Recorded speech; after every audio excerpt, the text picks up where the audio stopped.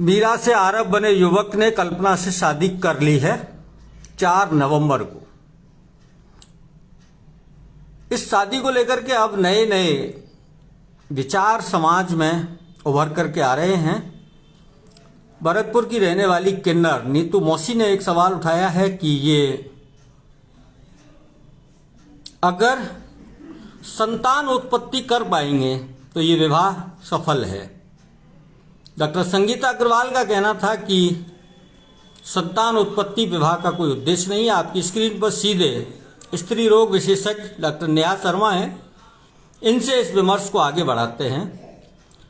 Madam, विवाह का उद्देश्य आपके अनुसार क्या है? विवाह का आज के टाइम पे मेन उद्देश्य तो ये है कि दंपत्ति आपस में खुश रहे, उनका खुद का जो वैवाहिक जीवन है वो संपन्न तरीके से चले। संतान उत्पत्ति अब विवाह का मेन उद्देश्य नहीं रहा, ये पुराने जमाने में था।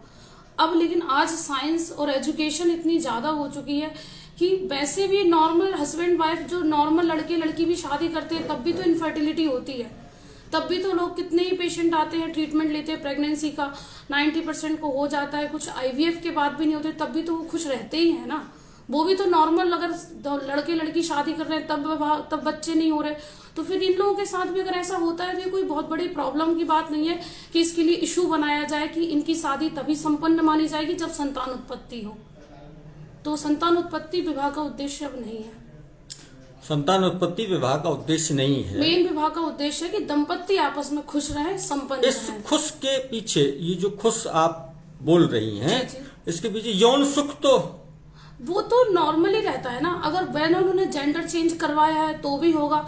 आजकल तो गे मैरिज और लड़की लड़की की मैरिज भी कोर्ट ने लीगल कर दी है, और अगर वो उस चीज से खुश है, ऑलरेडी वो चीज को सुख फील कर चुके होंगे ना, तभी तो वो शादी कर ही रहे हैं। मतलब वो जानते हैं कि हाँ इस चीज में कंफर्टेबल है, तभी उनने शादी की है। उन्हें समाज का कुछ नहीं है मतलब। तो वो लोग अगर कंफर्टेबल रहते हैं तभी तो वो शादी भी करते हैं, तो मतलब वो वैवाहिक जीवन में खुश है ना, तभी तो वो लड़का लड़के भी शादी कर रहा है, लड़की लड़की भी शादी कर रहा है। वो अगर संतान उत्पत्ति के उद्देश्य करें तो वो शादी कभी करेंगे ही नहीं। ये बड़ी बात कही है। समय के अनुसार समाज के समय के व्यवहार अनुसार आजकल बस वो लोग ये आजकल की जो साइंस है, एजुकेशन है, तो इस चीज से काफी आगे उठ चुकी है। संतान उत्पत्ति के कई भी तरीके होते हैं। सरोगेसी आज के टाइम पे बहुत बड़ा जो चीज हो गई है। आजकल कितने एक्टर एक्ट्रेस हैं, नॉर्मल एक्टर एक्ट्रेस भी शादी कर रहे हैं, लेकिन संतान उत्पत्ति के लिए 90% सब सरोगेसी की तरफ जा रहे हैं। तो ये चीज तो उन्होंने रूल आउट ही कर दी है कि मतलब संतान उत्पत्ति के लिए ही शादी की जाए। आरब कल्पना को यौन सुख दे पाएगा? हाँ, इसमें तो कोई बात नहीं है। आर्टिफिशियल सर्जरी, उनकी जो एक्सटर्नल सर्जरी हुई है, तो उसमें तो ये कंफर्टेबल है, ये चीज तो आराम से हो सकता है। एक्सटर्नल बिल्कुल एक्सटर्नल जो बॉडी का स्ट्रक्चर है वो जेंडर चेंज सर्जरी से पूरी तरह से वैसा ही कर दिया जाता है जैसा कि नॉर्मल मेल का होता है। तो ये जो चीज है यौन सुख वाली चीज, ये उन लोगों के बीच में आराम से कंफर्टेबली हो पाएगी। लेकिन जो संतान उत्पत्ति वाली जो चीज होती है वो इंटरनल स्ट्रक्चर पर भी डिपेंड करती है, वो सिर्फ एक्सटर्नल पर डिपेंड नहीं करती, हार्मोन्स पर भी डिपेंड करती है। तो संतान उत्पत्ति के लिए तो एक्सटर्नल इंटरनल दोनों ही सर्जरी जरूरी है, पर वो बहुत लॉन्ग टर्म प्रोसीजर होती है। अगर वो कर भी दी जाए तो वो सक्सेसफुल होती है नहीं होती है, इसका कोई श्योरिटी नहीं रहती। इसलिए बस एक्सटर्नल फीचर्स वो चेंज करके उनको समाज में ऐसा दर्शाया जाता है कि अब ये मेल है, ये फीमेल है, पर वो इंटरनली सेम ही रहते हैं। अगर वो लड़की है तो वो लड़की ही रहेगी, और वो लड़का है तो वो लड़का ही रहेगा। आखिरी का सवाल है, आरब का ये कहना था कि मैं अपने जीवन में कुछ भी नहीं था। उसने एक बात और बताई कि ऐसे लोगों की संख्या समाज में बहुत है, तो जिन परिवारों में ऐसे बच्चे हैं, लड़का है लड़की है जो भी है, उनके माता पिता को आप क्या सलाह देना चाहिए? उनके माता पिता को मैं यही सलाह देना चाहूंगी, जैसे आरब का मैंने देखा है टीवी पर कि वो शुरू से ही लड़की की तरह ही रहता था। वो लड़की थी पर उसने लड़की की तरह रहता, हाँ, हमेशा लड़कों की तरह ही घूमना फिरना, लड़कों के साथ ही खेलना कूदना, और उसके फादर ने भी उसको पूरा सपोर्ट किया।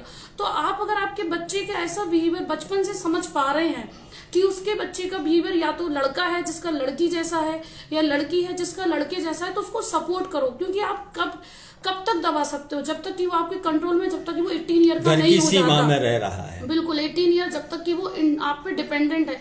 लेकिन जैसे ही वो इंडिपेंडेंट होगा या घर के बाहर निकलेगा, तो उसके जो वो इंटरनल उसके हार्मोन्स हैं, उसके इंटरनल जो फीचर्स हैं, वो अपने आप को दिखाएगा। और अगर आप उस दबे हुए गुणों को बाहर निकालेंगे, तो वो हो सकता है जो नहीं कर पा रहा उसको भी बहुत अच्छे से कर सकता है। जिस सीमा तक वो जाना चाहता है अपने भविष्य में, उसको और अच्छे से कर सकता है। तो मैं बस मदर फादर को ये कहूंगी, अपने बच्चे को पहचानो और समाज के डर में मत रहो। आप ही उसको सपोर्ट करोगे तो वो आगे तक जाएगा। उसको पहचानो और उसको बोलो जो उसको बनना है उसमें उसकी हेल्प करो, ताकि आपका भविष्य अच्छा बने। बच्चे अच्छे रहेंगे तो माता पिता का भविष्य अपने आप अच्छा रहेगा। लेकिन समाज से माता पिता का भविष्य नहीं है, माता पिता का भविष्य बच्चों से, और बच्चों का भविष्य भी अपने माता पिता से ही है। तो दोनों को ही एक दूसरे के सपोर्ट की बहुत जरूरत है। इस छोटी सी चर्चा के लिए आपने समय निकाला और कीमती जानकारी दी, बहुत बहुत धन्यवाद।